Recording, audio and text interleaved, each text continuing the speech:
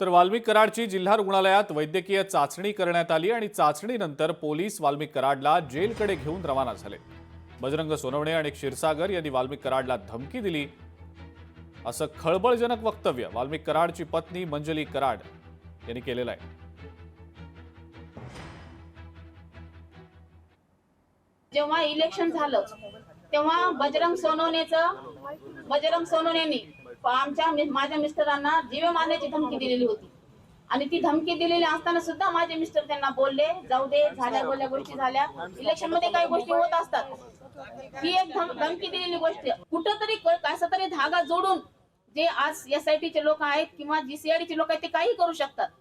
आज कायदा त्यांच्या हातात आहे, ते कुठलाही संदर्भ कुठेही जोडून त्याचा एखाद्या व्यक्तीला बळीचा बकरा करू शकतात आणि तोच प्रकार माझ्या नवऱ्यासोबत चालू आहे।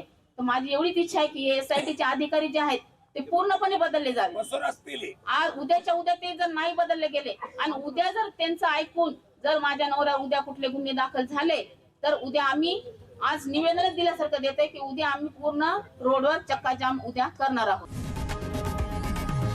लोकशाही मराठी ऐका, पहा, जागरूक रहा।